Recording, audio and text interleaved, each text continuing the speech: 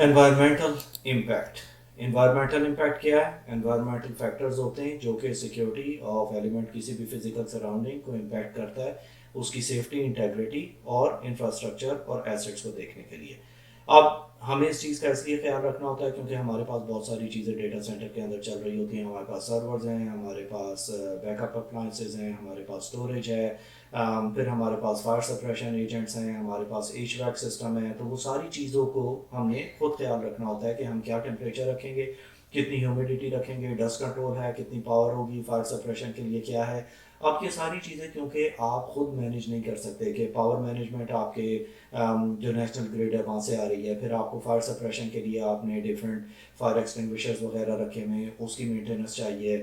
Humidity control کرنے کے لیے آپ کے پاس ایچ ویک سسٹمز ہیں تو آپ کا ان کے ساتھ کانٹریکٹ ہے جو کہ ٹیمپریچر اور اے سی اور یہ ساری چیزوں کو دیکھتے ہیں. کیونکہ یہ ساری چیزیں کسی بھی آپ کانٹریکٹر کے تھرو مینیج کر رہے ہوتے ہیں تو آپ کو خود اس چیز کے اوپر خیال رکھنا ہوتا ہے کہ کیا وہ پراپرلی اسے ٹائملی آ کے سروس کر رہے ہیں، کیا ساری چیزیں اس کے حساب سے چل رہی ہیں، کیا ہمارا ٹیمپریچر مینٹین ہو رہا ہے، کیا ہماری ہیومیڈیٹی مینٹین ہو رہی ہے، کیا ہماری پاور پراپر ایک طریقے سے آ رہی ہے کہ نہیں.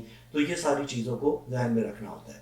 اب اس کے اندر ٹیمپریچر کے اندر ہم جب دیکھتے ہیں تو ایک اسٹینڈرڈ ہے انٹرنیشنل جو کہ ریکمینڈ کرتا ہے کہ ٹیمپریچر رینج جو ہے وہ ہماری 18 to 27 ڈگریز ہونی چاہیے ڈیٹا سینٹر کے اندر. اگر آپ اسے فیرن ہائٹ میں دیکھ رہے ہیں تو 64.4 to 80.6 ہونی چاہیے. کیونکہ اگر یہ ٹیمپریچر مینٹین نہیں ہوگا تو آپ کی جو ایکسپینسو ایکوپمنٹ ہے اس کے اندر خرابی آ سکتی ہے. یہ ایک نارمل ٹیمپریچر ہوتا ہے. اس سے کم ہم اس لیے نہیں کرتے ہیں کیونکہ بعض اوقات ایمرجنسی سچویشنز کے اندر آپ کو جا کے ڈیٹا سینٹر میں کام کرنا ہوتا ہے. ٹیمپریچر ایسا ہونا چاہیے جو آپ ایزیلی بیئر کر سکیں، ادروائز وہ آپ کے لیے ہیلتھ ہیزرڈ بن جاتا ہے. ہیومیڈیٹی کے لیے وہی کمپنی جو ہے ASHRAE وہ سجیسٹ کرتا ہے کہ ہمارا جو ہیومیڈیٹی کا لیول ہے وہ 40 to 60% ہونا چاہیے ڈیٹا سینٹر کے اندر. کیونکہ یہ ہمیں کسی بھی قسم کے الیکٹروسٹیٹک چارج اور کوروژن جو کہ ہمارے کسی قسم کا زنگ چیزوں کو لگتا ہے اس چیز سے ہمیں بچانے کے لیے ہیلپ کرتا ہے. اگر وہاں پہ ہیومیڈیٹی بہت ساری ہوگی تو چیزیں ہماری جلدی خراب ہوں گی. اور آپ کو پتہ ہے کہ ڈیٹا سینٹر کے اندر کتنا زیادہ ہم نے انویسٹمنٹ کی ہوتی ہے اور کتنی زیادہ چیزیں ہم نے وہاں پہ لگائی ہوتی ہیں. اس چیز کو دیکھنے کے لیے ہمارے پاس لازمی ہے کہ ہم ہیومیڈیٹی کو کنٹرول کریں. اس کے بعد آتی ہے ہمارے پاس پاور ہے کہ کنسسٹنٹ ہونی چاہیے کہ ہم جو بھی بیک اپ اور چیزیں اپنے ساتھ آرگنائزیشن کے اندر پاور کے لیے یوز کر رہے ہیں، ہمارے UPS چل رہے ہوں، ہمارا پراپر الیکٹرانک ڈسٹریبیوشن سسٹم وغیرہ ساری چیزیں چل رہی ہوں، ہماری بیٹریز اپ ٹو ڈیٹ ہوں، اور اگر خراب ہونے والی ہیں تو ہم انہیں ریگولرلی اسے چینج کرتے رہیں. فائر کے اندر ہمارے پاس جو انٹرنیشنل باڈی ہے وہ NFPA ہے. وہ ریکمینڈ کرتا ہے کہ فائر ڈیٹیکشن اور الارم سسٹمز وغیرہ کے اوپر کام کیا جائے اور اس کے اوپر فائر سپریشن ایجنٹس وغیرہ جو ہم یوز کریں گے وہ اس کوالٹی کے ہونے چاہیے کہ ہم اسے ایزیلی اپنے ڈیٹا سینٹرز کے اندر یوٹیلائز کر سکیں. اب یہ ایچ ویک سسٹم ہے جو کہ کسی بھی ڈیٹا سینٹر کے اندر ہوتا ہے. اس کے اندر آپ نے یہ چیز دیکھنی ہوتی ہے کہ ہیٹ ڈسیپیشن کیسے ہوتی ہے. پہلے تو یہ ہے کہ ہمارے پاس ریزڈ فلورز ہوتے ہیں جیسے کہ آپ کو یہاں پہ نظر آ رہا ہے کہ ہمارا جو ایچ ویک سسٹم ہے وہ ہماری کولنگ کو نیچے سے انڈر دا فلور جو ہمارے پاس وہاں پہ گرلز ہوتی ہیں وہاں سے نیچے سے کولنگ کو اوپر بھیجتا ہے. اب ہاٹ ایئر کا یہ کہ ہمیشہ وہ اوپر کی طرف جاتی ہے تو ہمارے پاس ایگزاسٹ ہوتا ہے آن ٹاپ. تو ہم کول ایئر کو نیچے سے فلش ان کرتے ہیں اور ہاٹ ایئر کو فلش آؤٹ کرتے ہیں جو کہ دوبارہ سے ہمارے چیلر کے اندر آتی ہے، اسے وہ ٹھنڈا کر کے پھر سے ہمارے ڈیٹا سینٹر کے اندر بھیجتا ہے. تو یہ ایئر کا فلو چلتا ہے. اب اس کے اندر کیا ہے کہ جب ہم کانسٹنٹلی ٹھنڈی ایئر کو اندر بھیج رہے ہیں اور گرم ایئر کو باہر بھیج رہے ہیں تو ہمارے یہ فلٹرز بہت جلدی خراب ہوتے ہیں. تو آپ کو اس چیز کا خیال رکھنا ہوتا ہے کہ اس کی مینٹیننس پراپر ہوتی رہے. اگر یہ کلاگ ہو جائیں کسی بھی اینڈ کے اوپر تو آپ کا یہ چلر فیل ہونے کے چانسز ہوتے ہیں. اب جب آپ کا یہ چلر فیل ہوتا ہے آپ کا ٹیمپریچر یہاں پہ بڑھ جاتا ہے اور جب آپ کا ٹیمپریچر ڈیٹا سینٹر کے اندر ایک ریکوائرڈ لمٹ سے اوپر جاتا ہے تو آپ کو سرورز کو شٹ ڈاؤن کرنا پڑتا ہے اور اس سے آپ کی سروسز رک جاتی ہیں.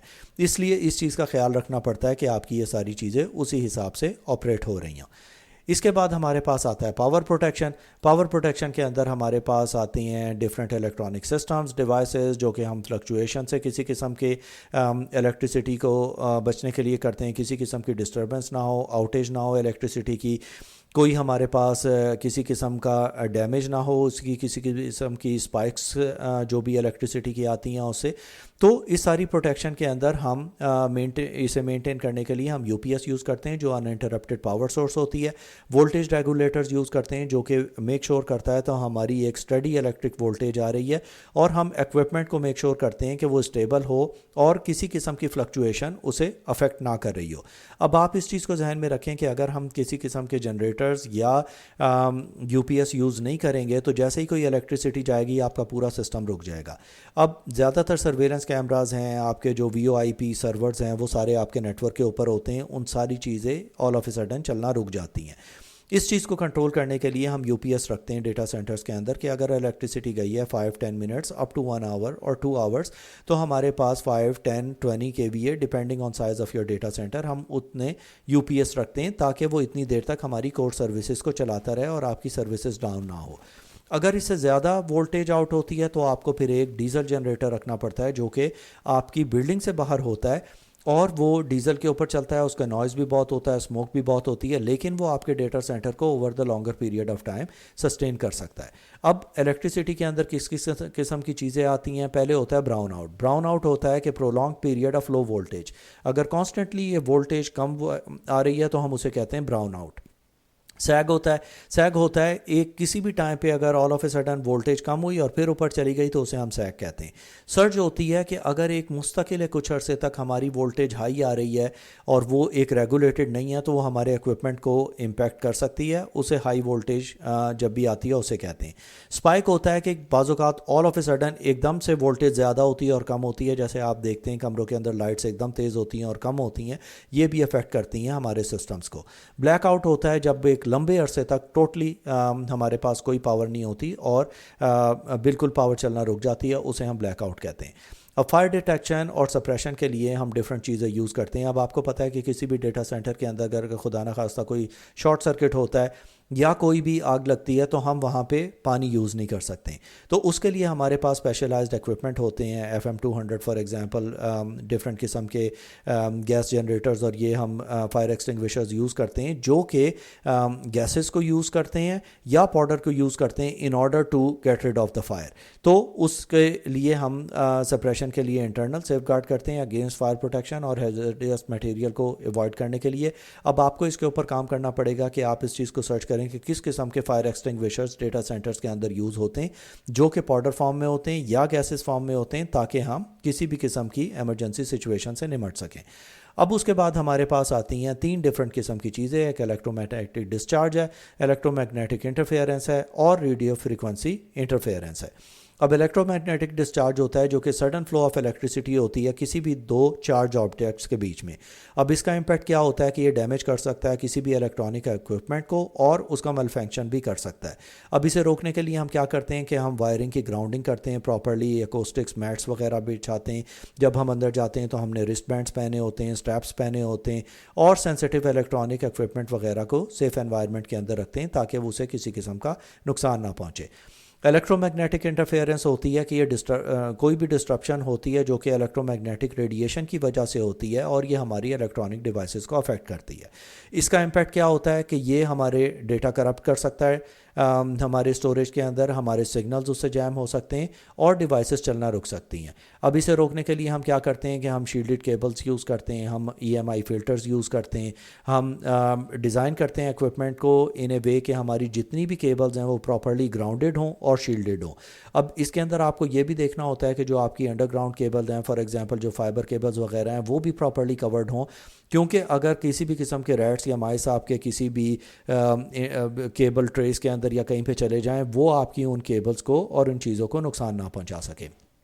اس کے بعد آتی ہے ہماری ریڈیو فریکوینسی انٹرفیئرنس. اب اس کے اندر کیا ہوتا ہے کہ ان وانٹیڈ ریڈیو فریکوینسی یا سگنلز ڈسٹرپٹ کرتے ہیں آپ کے الیکٹرانک کمیونیکیشن کو، آپ کے وائی فائی سگنلز کو، آپ کے جو بھی آپ نے کسی قسم کے پوائنٹ ٹو پوائنٹ کمیونیکیشنز وغیرہ رکھے ہیں اس چیز کو افیکٹ کرتا ہے.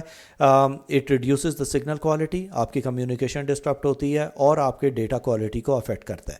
اب اسے اوائڈ کرنے کے لیے ہم شیلڈڈ مٹیریل یوز کرتے ہیں to mitigate the RFI reflect اور سینسٹیو ایکوپمنٹ یوز کرتے ہیں کمیونیکیشن کے لیے چینلز کے بیچ میں، تاکہ ہماری کسی بھی قسم کی ریڈیو فریکوینسی کو افیکٹ نہ ہو.